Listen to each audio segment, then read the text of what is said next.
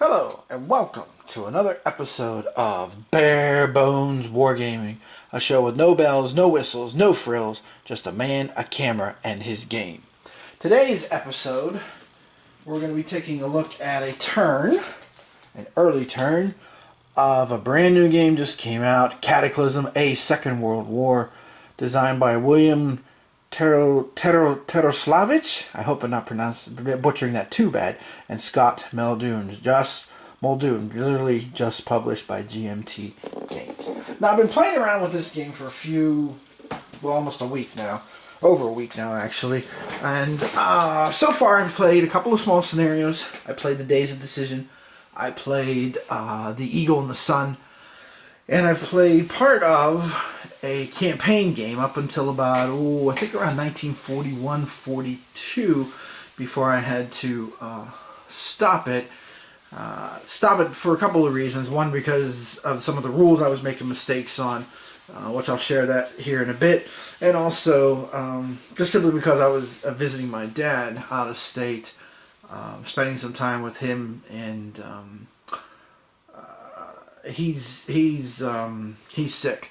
He has been diagnosed with bone marrow cancer, so thoughts and prayers are appreciated for that. But spending some time helping him out with some things, and then later on in the evening, I've been messing around with this game on the table after he's been in bed. So this is my second go of the campaign game, which starts in 1933-34. Now, I will say, with the game, I think I have most of the concepts straight, I'm not going to lie. But remember, I've said to all of you before, or as we say here in Virginia, y'all, before, if I make mistakes in this game, that's fine. If people point them out and stuff in the comics, like my D-Day at Tarawa, there was a couple of mistakes I made there. I don't care, because this is supposed to be a learning tool, So if mistakes are made, by all means, go ahead, mention things if there's something that, I got wrong and stuff. So long as things are civil and respectful, I could care less. Okay?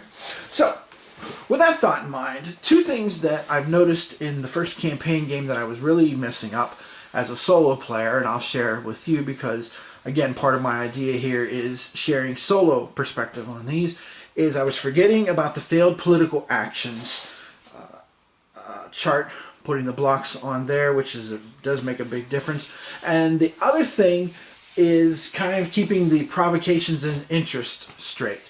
You really have to stop and think and look at each of the cards whenever you do this until you really start to get the hang of the game as far as what causes provocations, what causes interest, and we'll get into that as we go through this turn here. So to bring you up to speed to what's going on, I'm very early in the 1935-36 turn, not very far at all. And in this particular game, I have been doing a certain strategy for each country.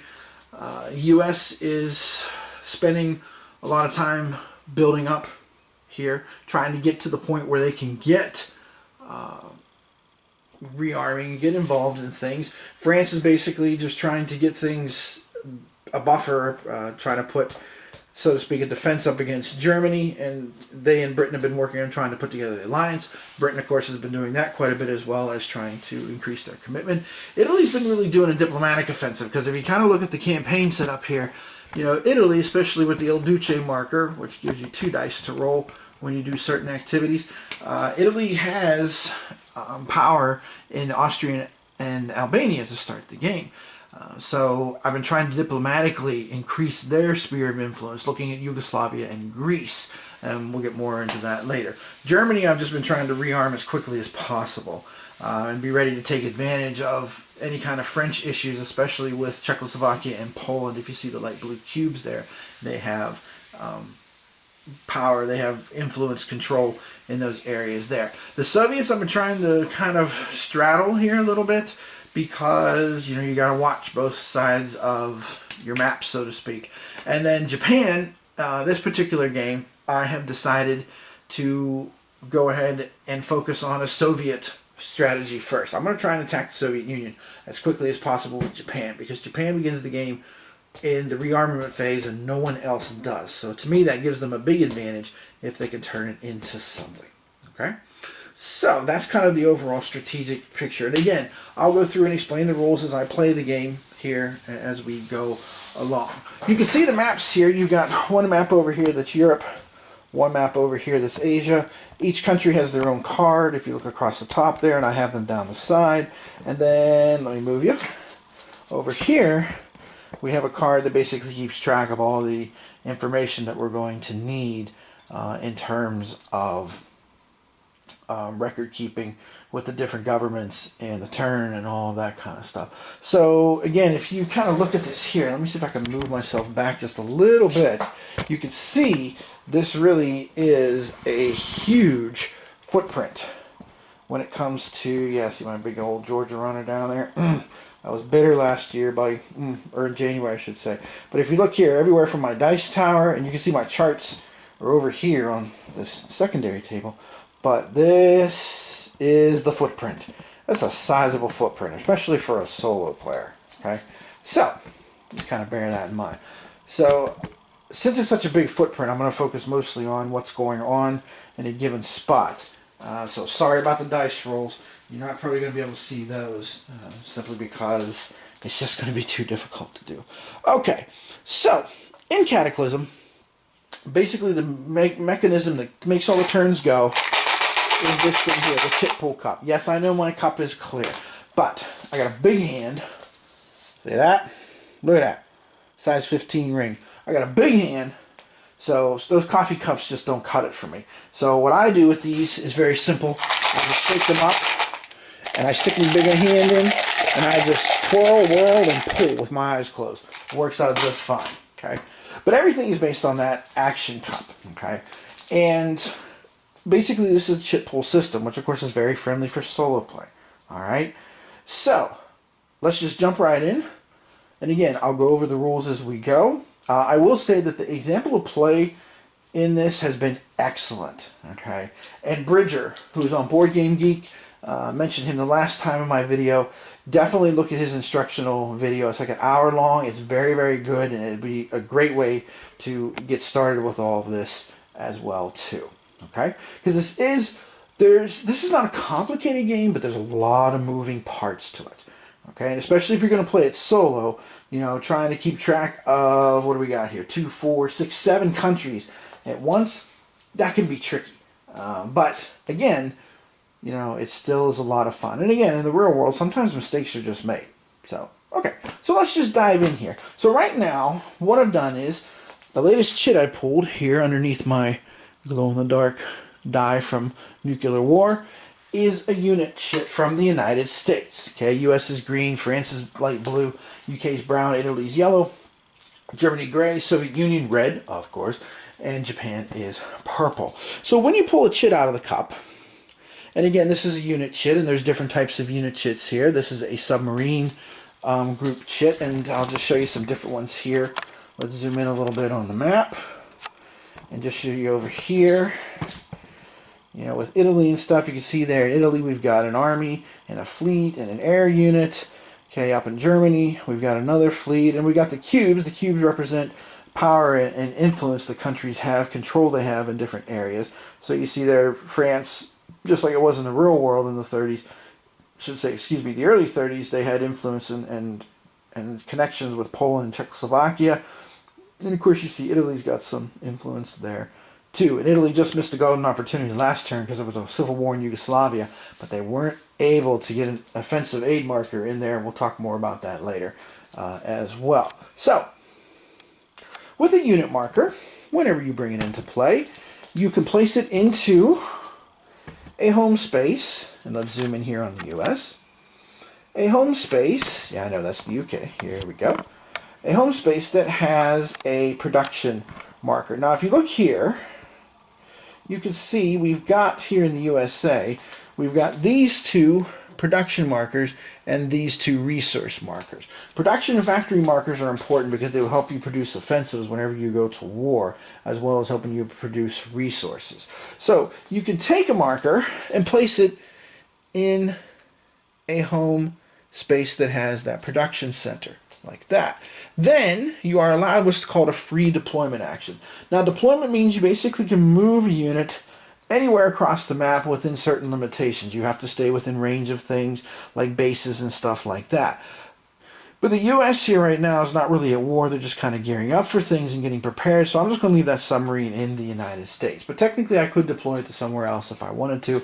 I'm just not going to. Okay? So that's unit placement. If you draw a unit out of the cup, that's how you do it. All right, here we go. Let's see the next one here. Survey says 1, 2, 3, 4, and 5 maybe even.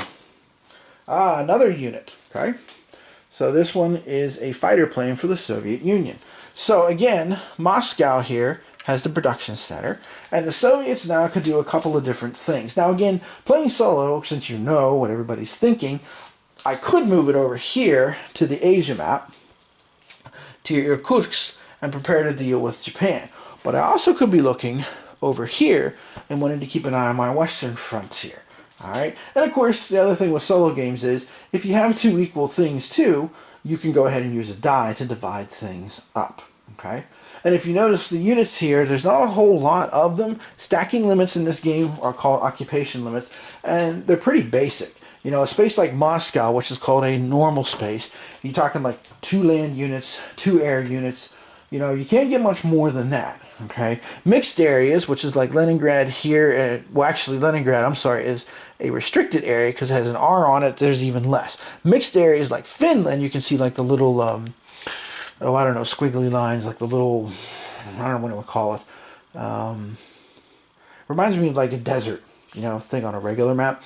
Those ones also, that's mixed terrain that deals with defense and things like that. We'll get into that if we get that far with this and stuff. But again, remember, with these videos too, part of my goal is just to give you a flavor, how the game feels, so you can decide whether it's the kind of thing you'd want to play. Okay, so since I have these equal options here with Moscow, I'm going to just randomly use a die, and we'll just assign numbers. Okay, so 1 and 6, we'll leave it in Moscow. 2 and 5, we'll put it in Belarusia, and then 3 or 4, we'll put it over in Irkutsk. So let's see what happens. And it is a 3. So Commandant Stalin apparently smells a rat out here, and he can transfer it over there to Irkutsk. Okay. So what's next? Here is 1935-36 unfolds.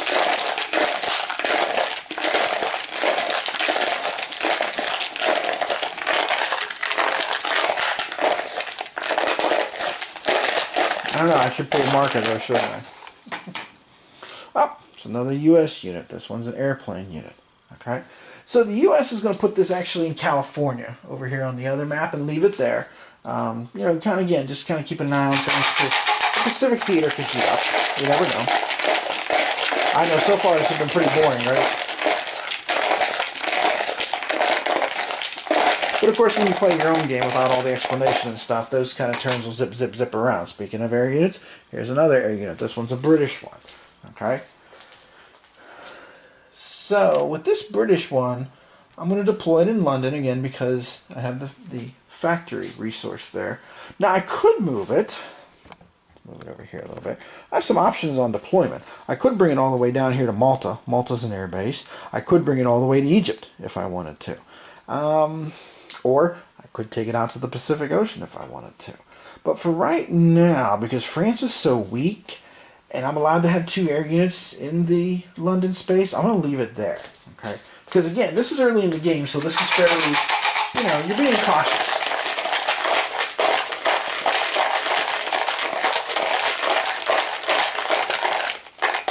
We don't have to be cautious, I guess. But, crisis, our first crisis marker.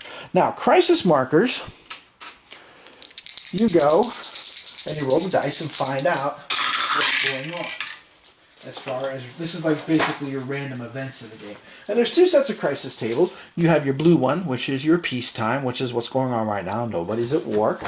And then, of course, when it's on, then you have your wartime side. And with this game, your dice are always red as the big one dash the little one. So in this particular case here, This one is going to be a 42. So let's wait and see what it says here. Political crisis isolationism. Reduce the United States effectiveness by 1 until the end of the turn. Okay, so what does that mean? Well, let's talk about effectiveness now that we've got it here. So we're going to come over to here. Okay, and let me zoom in. So you can see here we've got this nice little chart, green, yellow, and orange. This measures a country's effectiveness, okay? Effectiveness is important because it basically determines how many dice you can roll for different actions and such. So for example, we're talking about the US here right now, which normally has an effectiveness of 2. So if the US does some kind of action, they roll 2 dice. And if you come up with a 5 or a 6, it is a successful action, okay?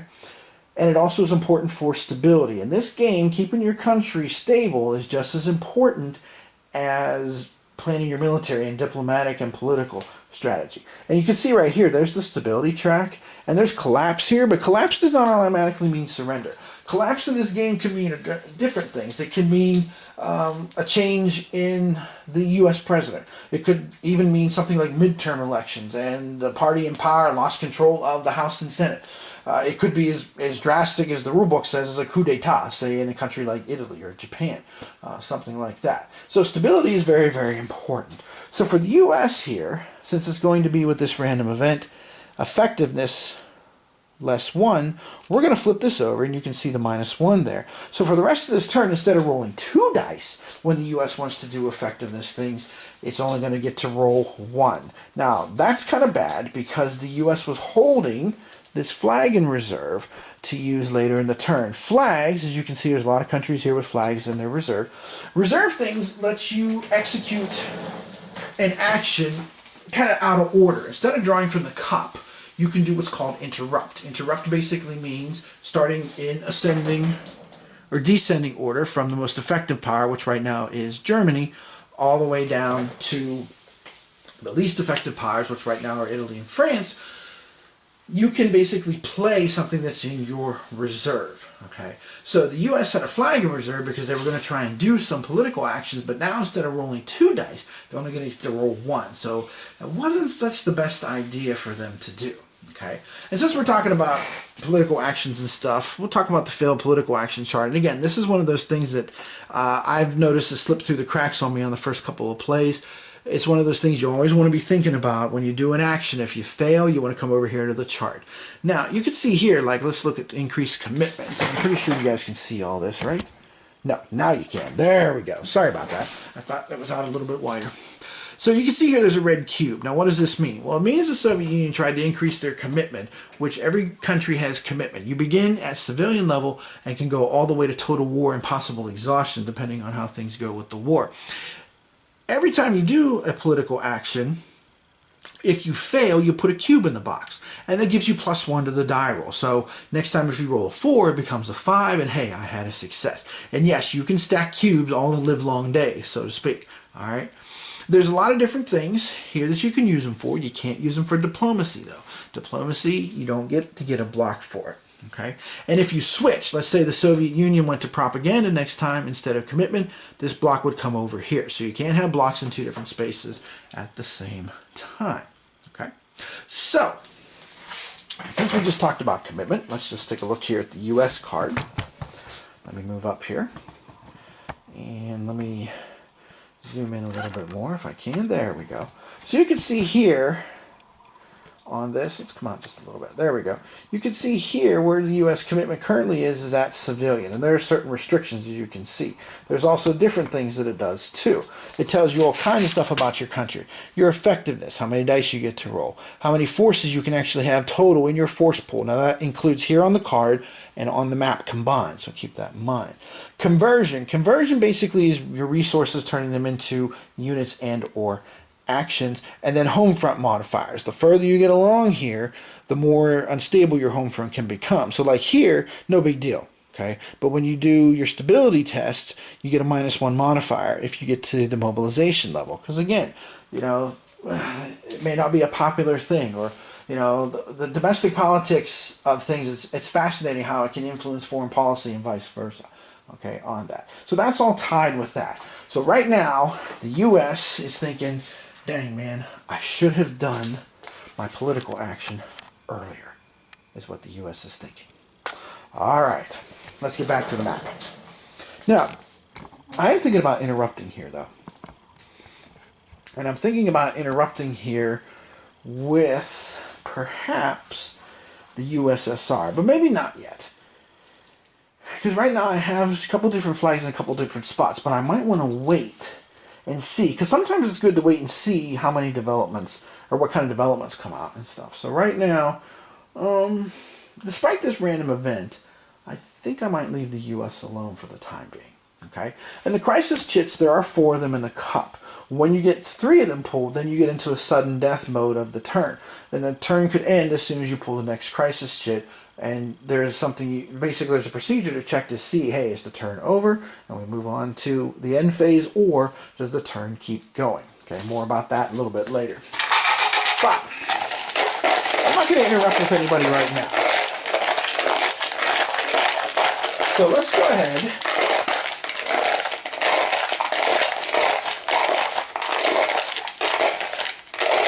Let's pull the next chit marker. Okay.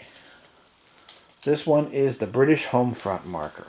Okay. Now, when this goes on, we do a stability test and see where the government is at. Okay. Britain has an effectiveness rating of 2, so I'm going to roll 2 dice, and we'll see. I need a 5 or a 6, which is important for Britain right now because Britain, move you back over here, Britain right now is almost on the verge of collapse. So there could be like an election coming, a vote of no confidence in Parliament. Let's see. And you know what? That's exactly what just happened. It was a 4 and a 1. So Britain will collapse. So let's talk about the collapse procedure since we have reached that in this game with Britain. Now, early in the game, it's not such a big deal. Or later in the game, especially the 1 step, because I'll go over every single step here with you, okay, to show you how it works. So, with the collapse procedure, when it collapses, again, it can represent a bunch of different things. First thing you have to figure out is, does the country surrender? Now, if the country surrenders, they're out of the game completely, okay? That doesn't necessarily mean that if they were at war or whatever, but it's just like, you know, they're checking out. They're like, dude, this is somebody else's thing. We're pulling a Pontius Pilate. We're washing our hands, okay? So, have to do a die roll for that. All right. Threshold is +1 for each neutral opposing enemy cube in the home area. Well, Britain doesn't have anything there. +1 if you have 0 or fewer victory points. Well, the British have 2 victory points thanks to their control of Iraq and Jordan. And +1 if the commitment's exhaustion. Well, the British are still civilians. No problem there. So we're still roll the die. We'll follow procedure. Okay. And it's a 6. British could have used that a little bit ago, couldn't they have? Yes, they could have. Okay. So, if it's greater than the surrender threshold, which was 0, so it was definitely going to be greater, then you follow collapse procedure. But, if it had been less, let's say it was a 2 and I rolled a 1, then they would have surrendered. Okay. So, let's get the British dice back here first, because we're going to need it. And you're going to need quite a bit of dice for this game.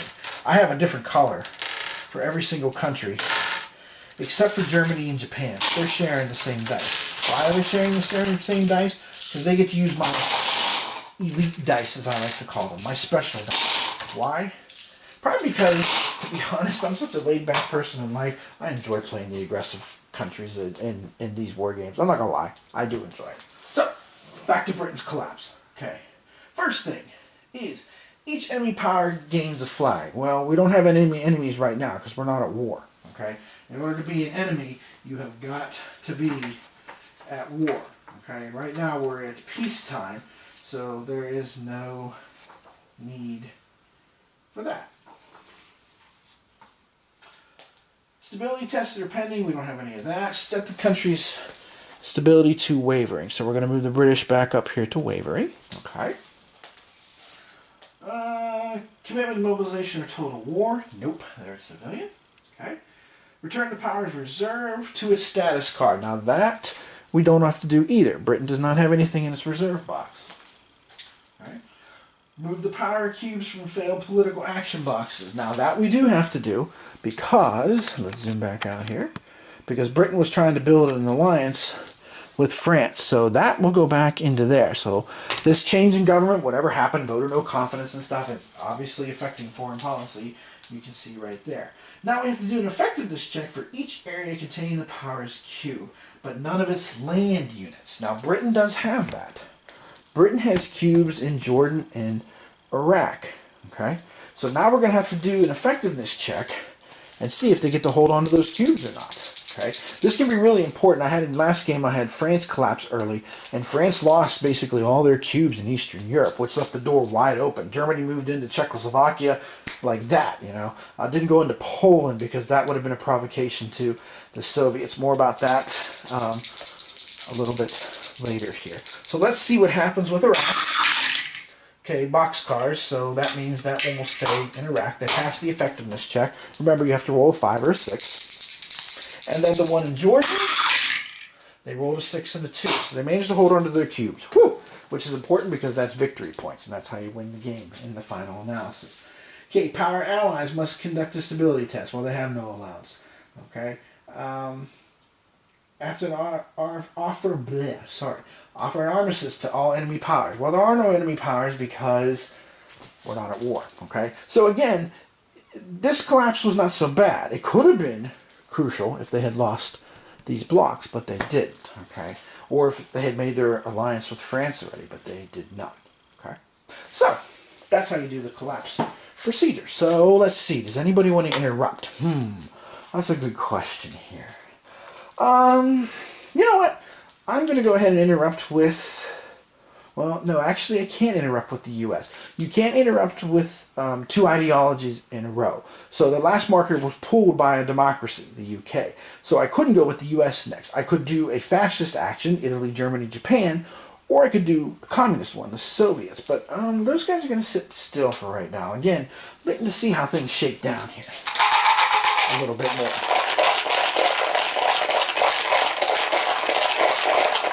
Alright, so the next marker, it's another crisis marker. So crisis marker number 2. Let's see what our crisis is this time. So crisis marker number 2, this time it is it's a 42 again. Same thing as before.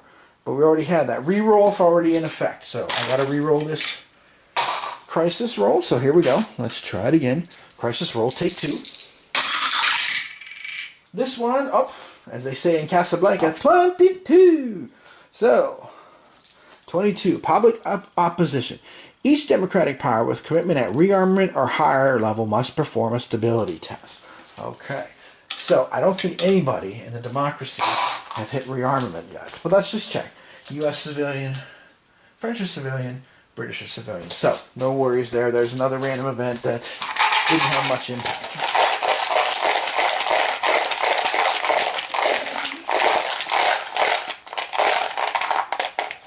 Next marker is a British flag.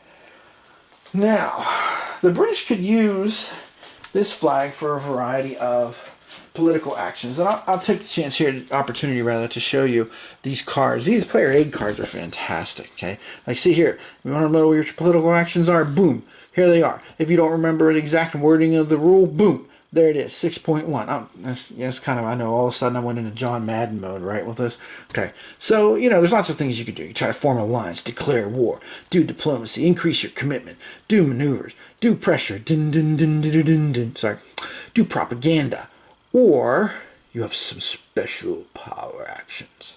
Okay, now, as the British, what should I do with this flag? Now, of course, when you pull a marker, you can always reject it too, and just kick it back into your available box or your force pull box without executing it. That's always an option as well. So I could put this into reserve and see if we could try and build an alliance with the French. The French do have a flag in the cup. Or should I go ahead and try to step up commitment? I know the government just collapsed, right? So I probably, you know what? Let's try and do the alliance. So what I'm going to do is, and this is one of the options you have, if you don't have a marker in reserve, you can put the chit you just pulled into reserve. If you already have one in reserve, you can kick that one out and again send it back to the pull or the available marker box and put the new one in there. So I'm going to put that one there, hoping that the French flag will come out before the turn ends.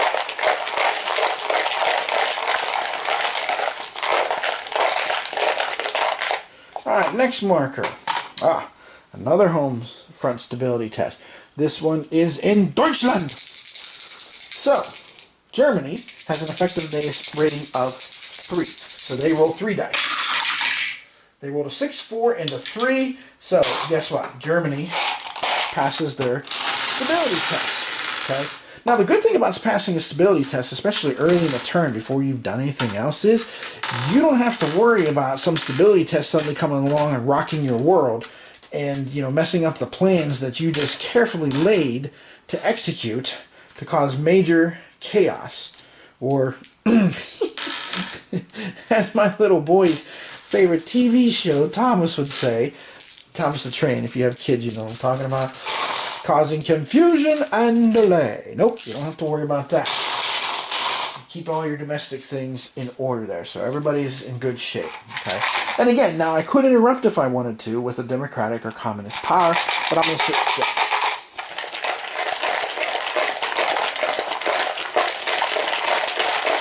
So who's next? Or what's next? Oh, it's our third crisis marker. Goodness. Alright, so we got to turn the marker over, or the turn marker over, to sudden death. So if the next one gets pulled, the turn could be over. We could be ready to move on to the next year, or next set of years. But for right now, 66! League of Nations. No effect. No kidding, Sherlock. Yeah, League of Nations meeting. Yeah, those contestants not appearing on stage will receive the following. Turtle wax for a shinier turtle.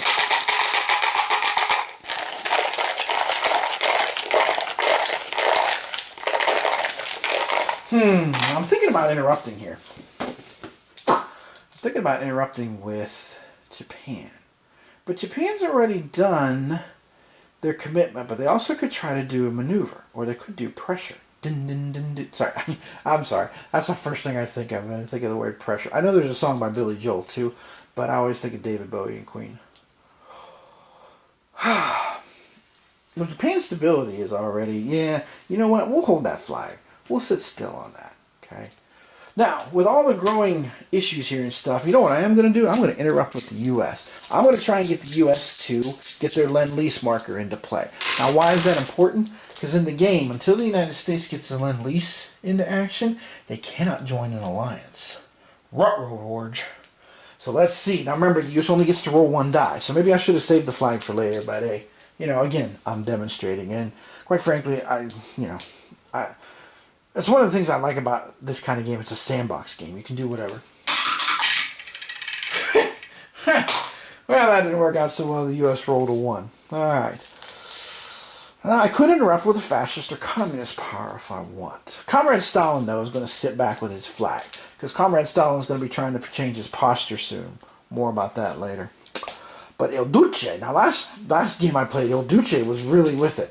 I mean, he actually, with diplomacy rolls, got control of Greece and Yugoslavia. I was just like, dude, he is on fire. Guess besides making the trains run on time, he was able to get his way into the Balkans too, right? Alright. But, well, you know what? What the heck? Just for fun. Let's go ahead and do that. Now, I can do a diplomacy action in anywhere where I have an interest. And again, these cards are terrific. There's a whole list of interest here. So let's see if Il Duce has interest in Yugoslavia. Okay? Every land or mixed area controls. Why doesn't control Yugoslavia? Every area adjacent to areas it controls. Ding, ding, ding, ding, ding. We have both Albania and Austria that qualify.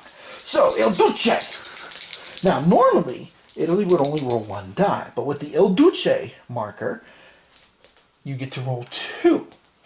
But should the Italian government collapse, Il Duce would be gone. So, Il Duce says to Yugoslavia, why can't we be friends? Yugoslavia says, because you only rolled a 3 and a 1, that's why we can't be friends. Alright. Alright. Let's see. British are going to wait. Japanese, I'm tempted to go after a Soviet spot here, but I could also, if they manage to get a military action, because there is one thing here, maneuvers, conduct 1 military action, and among your military actions, here, those player aid cards, you know, they're little folders. So among your military actions that you can do, one of them is deployment. So what I could do with Japan is I could kind of redeploy one of those land units if I wanted to. Now I can declare war. Also, I could use the flag to declare war, but the fascist powers can also launch an attack without a declaration of war. The so-called surprise attack. You know what? I think for the purposes of this video, that's what I'm going to do. So I can show you how the combat system works. So, I'm going to go ahead and try to do a military operation with Japan. Now they have to pass their effectiveness check, so we may not get past this. Let's see what happens here. What will Japan roll? Got 2 dice.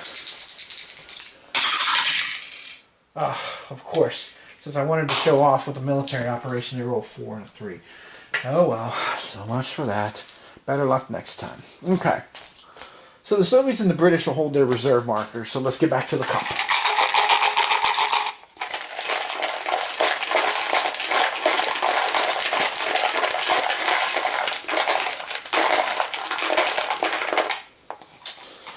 Well, for Japan, home front stability test. Alright, now, Japan, because they're at mobilization level, they have a -1 to their die roll, so they really need a 6 to pull this off.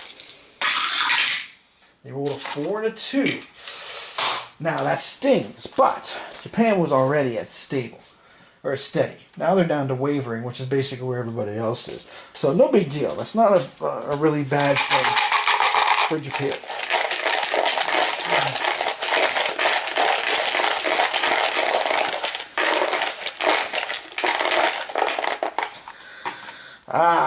Comrade Stalin doing his test. Now, with the home front test for the Soviets, the other thing you can do is change the posture. Now, what do I mean by the posture? Well, let's zoom in on the Soviet card and I'll show you. So let's go up here. And the Soviets have one of 3 postures they can always do. Let me see if I can bring this up a little higher. And bring it down a little bit more. Let's zoom in. There we go. Okay. So Comrade Stalin can have a posture of one of 3 possibilities here. He starts with these military reforms. Okay. Now, again, each country has a handy-dandy card, which I'll show you here in a second when I zoom back up. But basically, it tells you whatever the posture is, these are the penalties, the advantages to it. Okay. So you can either do military reforms, you can do political purges, or you can do collective security. So, let me make sure if I can do it. After performing the home front stability, I can change.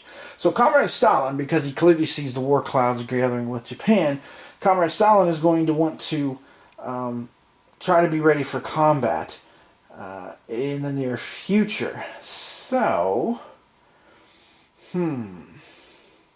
but he could stay on the defensive as long as possible, and then shore things up there, and then diplomatically try to move into Eastern Europe and protect himself there, especially now that France is out of Romania. So you know what? That's what we're going to do. So first of all, we got to do a stability test. So the stability test is at 2. Comrade Stalin rolls a 6 and a 4, so he is stable. So he passed the stability test, and he's going to actually move to collective security now. Okay. Now collective security will do a couple of things. Let's zoom back out, and I'll show you these cards that basically give you the special rules, which also are in the rule book at the end of the section. But this is nice that they're here, okay? So now, -1 penalty to political actions except diplomacy. Okay, can't play reserve offensives, must reject them, cannot convert resources to offensives. Okay, military actions through other means are allowed. But Comrade Stalin is going to focus now on trying to beef up his military in Asia, which he actually has done quite well, because that's restricted territory. You can't get much more in there than that. And he's going to try to start to look at some of these countries to try and build up collective security and build a buffer between himself and Germany. Because with Japan building, I mean, if Germany can mobilize too, and if Germany decides not to turn on France, they could invade Poland, they could turn on the Soviet Union, and then, of course, that'll be the end of the USSR between Japan and Germany. So, moving along. Next marker. Okay, is a military unit. It is a fortress. The French will place this fortress in Paris. I found it's much more beneficial to put it in Paris than along the border.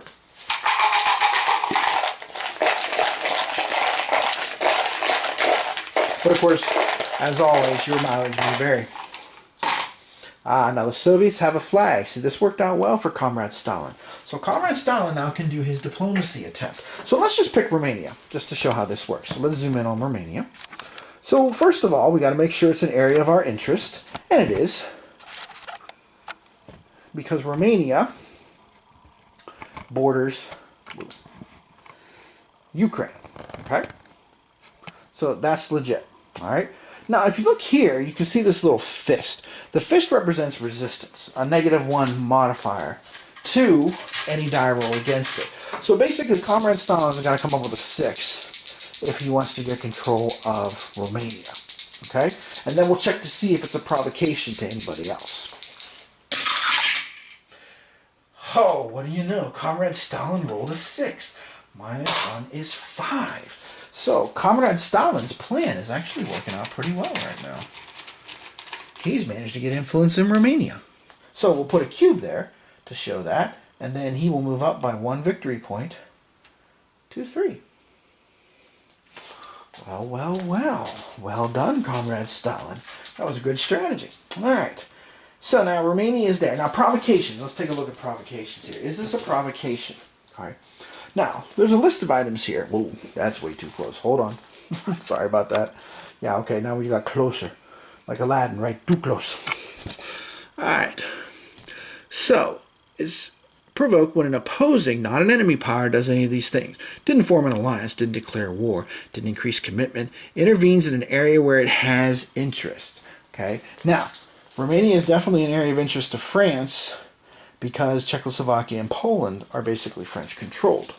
In this basically in the way this game works. Okay, operation where there's interest, surprise attack, gains control where it has interest. Okay, so nobody has basically.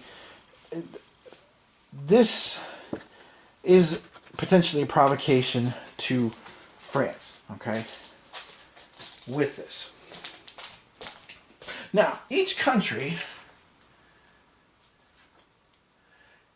has also specific things too. Like France also is provoked by commitment increase or an alliance unless enemies with certain countries, Germany and Italy. So, for example, if the UK increases its commitment, well, France doesn't care. That's not an interest. That's not a deal here. But this is a provocation because it's right next to their territory. So what a provocation does is it gets you a flag. So when you gain a flag, you can put it in the reserve if you have a spot, or it goes in the cup. Well, guess what? The French have a spot. Now, this is good for France because France is looking to make an alliance with Britain. And I'll go over why that's a good thing here in a second. Now, the Soviets were the last ones to act, so actually we can interrupt at this point. And the French can interrupt by doing an alliance. Okay? Now, when you do an alliance, both countries have to have a flag in the reserve box. Well, you got that. Britain has one, France has one. Then you have to roll a die using the commitment of the weakest power. In this particular case, France. France has a effectiveness of 1. So the French need to roll 1 die and get a 5 or a 6 to create this alliance with the United Kingdom. Survey says, oh, it's a 5. Well, well, more words of James Brown. Well, well, well. So Britain and France are now allies. They are now friends. So we put those blocks here, and their alliance check. I'm pretty sure they can do that. Hold on a second, because these countries begin at the status quo here. They don't gain a flag. We don't care. Collect resources outside of home areas. We don't care. Cannot increase their commitment to mobilization. We don't care. So they're allowed to make alliances. Okay, so now this changes dynamics. Why does this change dynamics? Because now, under provocations, a provocation, you get a flag if you or someone in your alliance has some kind of action taken against it, or something like what Comrade Stalin just did in Romania. Interesting. So actually, if the alliance had been in place a little bit ago, the UK would have gotten a flag too, is what we're basically getting at, because France had interest there, because France controls both Poland and Czechoslovakia. I know the Poles would not like to hear me say that, and being of Polish descent, I get that, but I'm sorry, in terms of the game, dude, that is what is happening. Okay? Alright, let's see if we can finish this turn off pretty quick here. I know this is kind of running a little long, but again, I want to give you some of the flavor, and there's a lot to this game. A ton to this game. But it is so cool. Okay, so the Italians managed to pull their fleet that they built. Alright, so let's see here. I'll put the Italian fleet in Lombardy. Now, I could deploy it. I could go ahead and send it to Libya, but I'm not going to do that right now. There's no need. I'm just showing off that I've got stuff.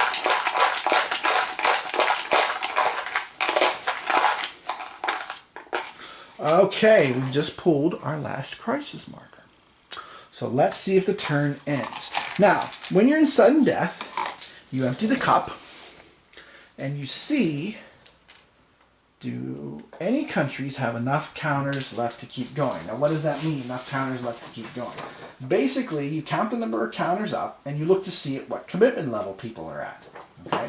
And if there is at least that many flags, or that many markers left, from any country, you keep going. So in this particular case, civilian or rearmament level, 2 counters would do it. So let me show you here what was in our cup. I'll zoom in while we're doing this. So you can see here we got 2 French, 1 US, 1 Italian. We got a Civil War 1, 2, and then we've also got the German 2, German 1. So Germany's rearmament, that's 2. There are 2 German counters, so we will continue this turn. Whoops. Sorry, I went the wrong way there. So we put everybody back in the cup, including one of the crisis markers, and we pull another marker again. Let's see what happens this time.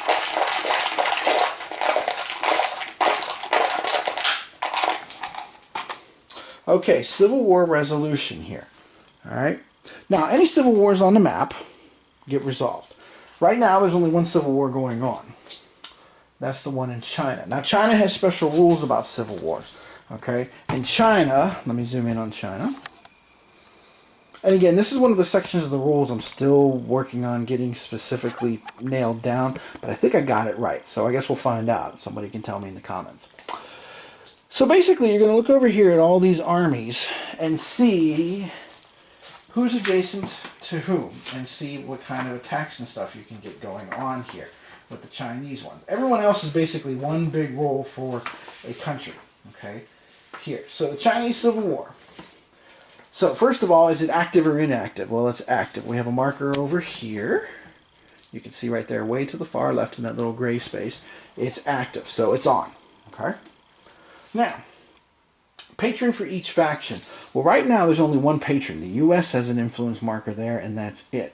So this Chinese army, this nationalist army, is going to attack this communist army here. So the U.S. will roll against basically the Soviets, okay? And if anybody has aid, they get an extra die. So let's see what happens here between these two armies.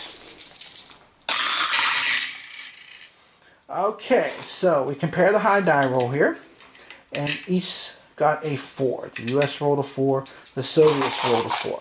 Okay, so that means it's a stalemate. So what does that mean? Well, let's just look here in the rulebook and see. If it's a stalemate, both armies lose attached aid, neither army retreats, neither army is destroyed. Okay, so the U.S. will get their aid marker back, and that's basically it for that particular one. Okay.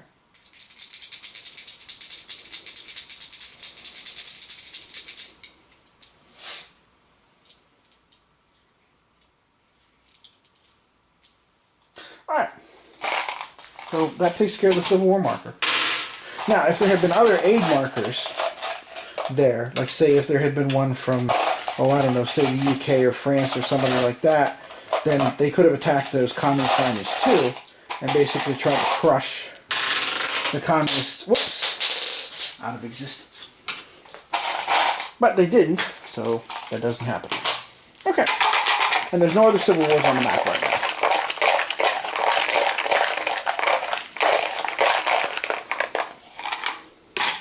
Okay, now we're going to find out how popular El Duce is, because we have an Italian home front test here now. So the Italians only get to roll 1 die because they have an effectiveness of 1. El Duce rolled a 6, so clearly the trains are still running on time. And despite his failed diplomacy in Yugoslavia, El Duce remains as popular as ever.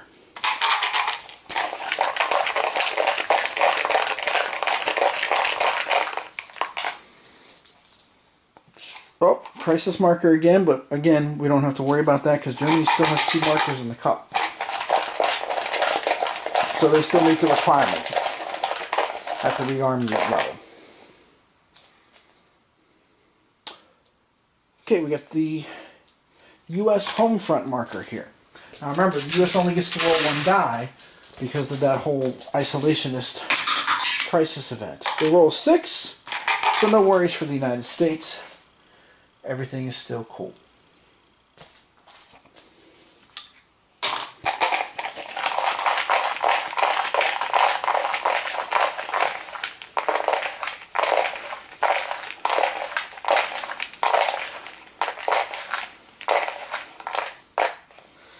Alright, we got a German flag now. Okay. Now Germany could do a couple of things here. I'm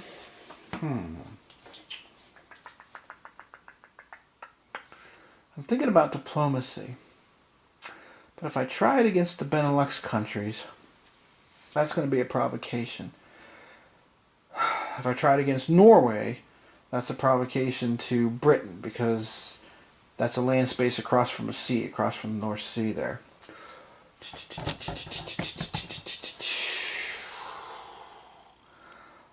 And I can't do commitment, because I'm pretty sure I already increased just earlier in the turn.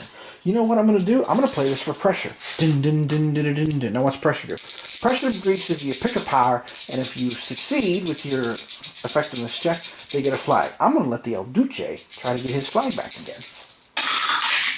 Hey! It's a 5-5-3. So Germany was successful. So El Duce will take his flag and put it in reserve. Now why do that? Keep pressure up. Looking at a future alliance. Lots of possibilities you can do that with. Alright, now we got a French home front test. So France only gets 1 die. And they roll a 4. Oops. Not so good. So France now actually moves down to unstable. If you know anything about the French governments in the 30s, they were definitely, if you looked in a dictionary in the 30s, under unstable it said see French government.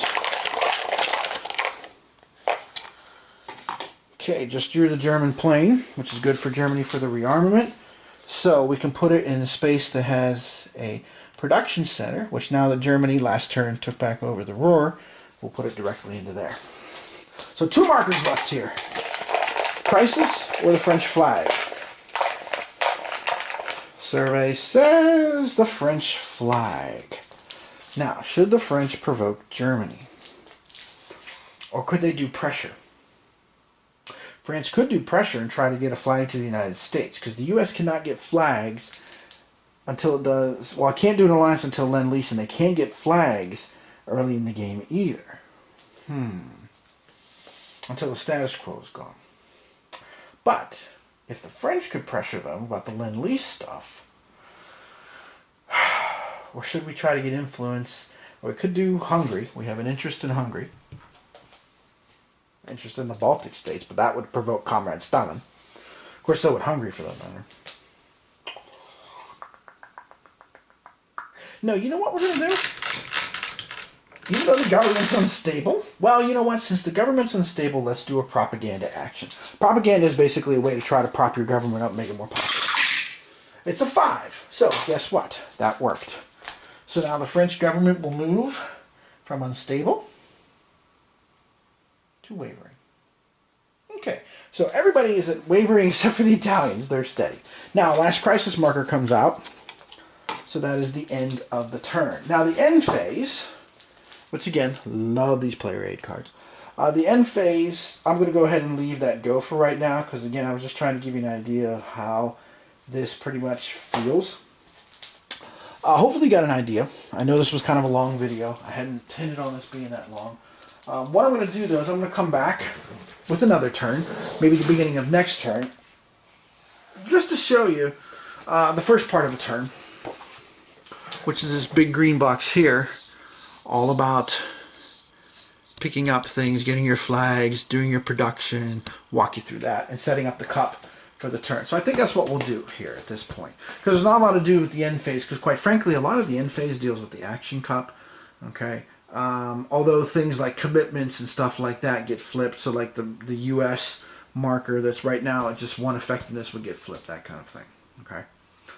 So I'll take care of all that off camera. And again, any mistakes, you know, feel free to point them out in the comments. Because, you know, I mean, I don't care. I'm trying to learn. I'm here to learn, and I'm here to help all of you too. Hopefully learn this, what I think is really a fun game. This is really cool. I'm really, really enjoying this so far. This has been worth the wait. And again, if you have kids, you know, right now, the first thing I thought of was Waiting is Not Easy, that Elephant and Piggy book. My son loves Elephant and Piggy. He just thinks it's hilarious. And I got to admit, I think it's a lot of fun, too. But anyway, Waiting is Not Easy. And at the end of the book, basically, it was worth the wait to him. This has been worth the wait. I really, really like this. This is really, you know, grand strategy, big picture, tumultuous 1930s. Because, you notice the title of the game is A Second World War. It may not be the Second World War that we all know, and a lot of us have studied up to this point here. Okay, so unfortunately, El Duce does not get to use his marker. Actually, you know what? That's not true. Before I pulled the last crisis marker, he could have interrupted because the French went. You know what? Let's let El Duce do that. Do over for El Duce. So El Duce is going to try and do Yugoslavia again. Here we go. Oh, it's a 3 and a 2. No good for the El Duce. And because it was the fascist ideology, that means Comrade Stalin, before we pull the last marker, can do the same thing. Comrade Stalin, oh, he could do Yugoslavia. Now, if that diplomatic action had been successful by Mussolini, then that would have given Stalin a flag, because he is next to an area of interest. Should Stalin go into Yugoslavia? Ooh, that's tempting. Could go into Finland, though, too. But Yugoslavia has resources. Comrade Stalin says Yugoslavia would be good. Get to Adriatic Sea and get to Warmer Port. So, oops, sorry, I bumped that with my foot, didn't I? Yes, I did. Comrade Stalin does it again. He rolled a 6 and a 3. What? Get out of here. So Comrade Stalin has control of Yugoslavia now. Now, that is a provocation to Italy, so Italy will get a flag, which of course the El Duce will put into reserve, and he can use it again now if he wants. Holy smoke, is this getting to be a mess? Wow. This game is definitely taking a strange turn. What should El Duce do with that? Or should he hold on to it and try to make his alliance with Germany now? Because Comrade Stalin is he's getting to be a little greedy here. Yes. El Duce could also try military action too, and he could try to go ahead and send one of his armies. No, you know what? El Duce will play his last action. He'll play his flag. He's going to try and increase his commitment. Because now that Comrade Stalin is getting busy in the Balkans, it's time to up the ante to rearmament. So here we go. He rolled a 5 and a 4. Guess what, boys and girls? The Italians have done just that. So let's zoom in on this real quick. Sorry, I thought the turn was over, but I forgot about interrupting. So that's the thing about playing solo. You got to kind of really think about things before you call it quits. So here we go. So when this happens, you move up and flip it to the increase side there. And if you look here, the number of markers in the force pool go from 4 to 6. Now, Italy can add 2 extra ones because they have 4 things on the map at the current time. Now, given their current geopolitical situation, Comrade Stalin coming in and acting like he owns the joint, I could build 2 armies. I could do an army and a fleet, add to the pool. Not build. I misspoke there. Build is totally different. Or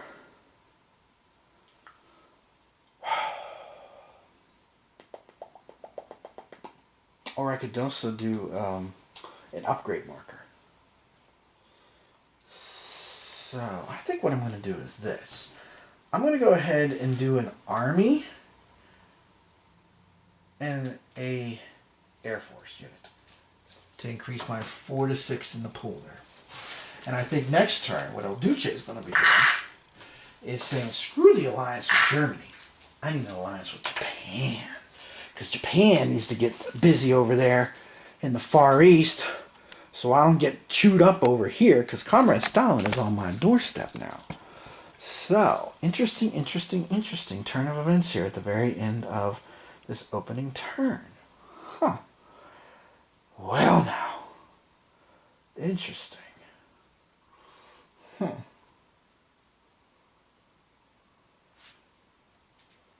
Well, so again, I'll come back. Let's try this again. I'll come back and I'll basically go ahead and do the next video at the start of the next turn. And again, I'll show you how that, what I was just showing you a little bit ago, how the administrative phase works. So, sorry this video ran a little long, but I was trying to show you a whole turn just to give you a flavor of how that worked. And I think at least I'm giving you an idea of all the variety here. The only thing we really didn't get to do was a military operation.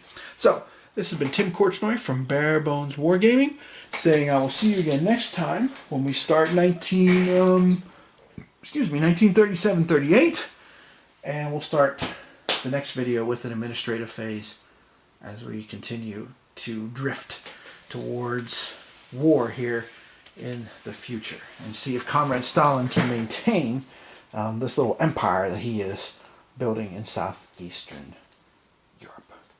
So, thanks for watching, and we'll see you next time.